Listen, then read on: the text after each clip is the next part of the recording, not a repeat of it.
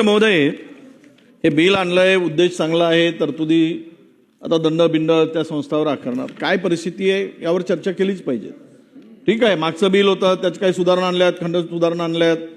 अध्यक्ष महोदय, एखादं बिल ज्यावेळेस येतं ना त्यावेळेस अनेक गोष्टींना त्या बिलाच्या अनुषंगानं चर्चा होते. खरं तर राज्यामधील या खाजगी संस्था जेवढ्या आहेत, शाळा आहेत, अलीकडे या संस्थांमध्ये झालेला जो काही गैरप्रकार आहे, नोकर भरती आहे, आयडी घोटाळे आहेत, हे सगळंच माहीत आहे की नागपुरातील एक तिथला वाघमारे नावाचा अधिकारी, गोव्यामध्ये 3 रिसॉर्ट आहेत त्याचे, हे सुद्धा आपण माहिती. काय कारवाई झाली? आज इथे आपल्याला सांगताना या सुधारणा करत असताना ज्या संस्थांचं मूळ गाव कुठे घालायला पाहिजे, मूळ गाव तिथे घालायला पाहिजे. या शाळांमध्ये शिक्षक भरती करत असताना ते मेरिटचे शिक्षक त्या ठिकाणी नियुक्त केले गेले पाहिजे. पण संस्था चालकांनी बोगस शिक्षक दाखवून त्यांनाच त्या ठिकाणी नियुक्त केले की ज्यांच्यापासून पुढची पिढी उद्ध्वस्त होईल, बर्बाद होईल.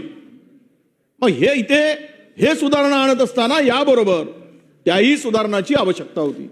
आणि यामध्ये ज्या संस्था चालकांना ज्या याच्यामध्ये सुधारणामध्ये सांगितलं उद्देशामध्ये की आपण, अध्यक्ष महोदय, की आपण म्हणालात ते ठीक आहे, बिलाची मर्यादा जरी मर्यादित असली तरी पण शिक्षण विभागामध्ये दादाभाऊंनी जे काही पाऊल उचललं त्यासाठी लागणारी व्यवस्था माननीय मंत्र्यांची महोदयाकडे आहे का?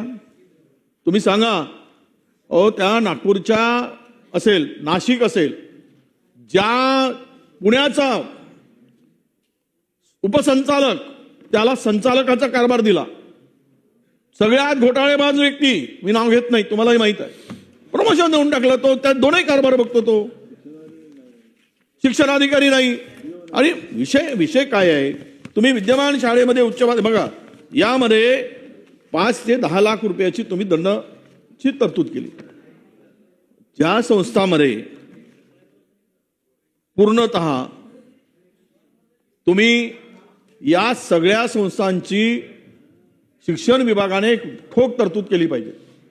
आणि ठोक तरतूद करून या सगळ्या संस्था जिथे शाळा सुरू आहे त्याचं एक ऑडिट तर करून घ्या, एक ऑडिट करून घ्या. तुम्हाला वस्तुस्थिती या ठिकाणी पुढे तुमच्या नजरेत येईल. ज्या ठिकाणी अध्यक्ष महोदय सुधारणा करत असताना त्याचं ऑडिट जर केलं तर तिकडे काय व्यवस्था निर्माण आहेत, शिक्षकांचा दर्जा काय आहे, शाळातील सुविधा काय आहेत. आज तुम्हाला सांगतो माननीय मंत्री महोदय, रिक्त जागा भरल्याच जात नाही. खाजगी शाळा फार कमी भरल्या जातात, त्या रिक्त आहेत, ते रिक्तच आहेत. आता तर अलीकडे या माध्यमिक शाळांमध्ये विद्यार्थी पण येण्याचे झाले, कमी झाले.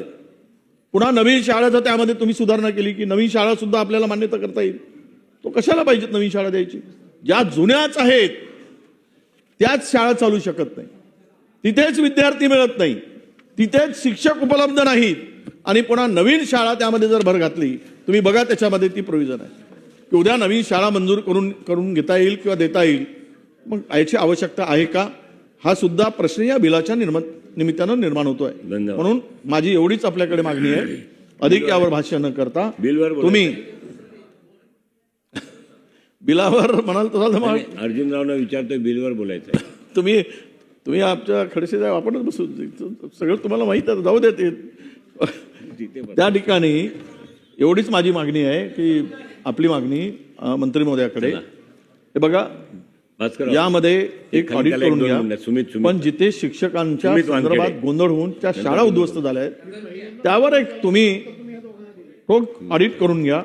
आणि या बोगस शिक्षक जे काही लागलेत, आता काढल्या गेलेत, काही काढले जात आहेत, आणि त्यामध्ये जे अधिकारी दोषी आहेत त्याला कुठेही, तो कोणाच्याही बाजूचा असू दे, मध्यंतरी राजकारण झालं या विषयाला घेऊन, काही अधिकाऱ्यांना वाचवण्याचा प्रयत्न झाला, पण त्याला न पाठीशी घालता या शाळांचा दर्जा सुधारण्यासाठी आपण ठोस पाऊल उचलावं, अशी या बिलाच्या माध्यमातून आमची मागणी आहे.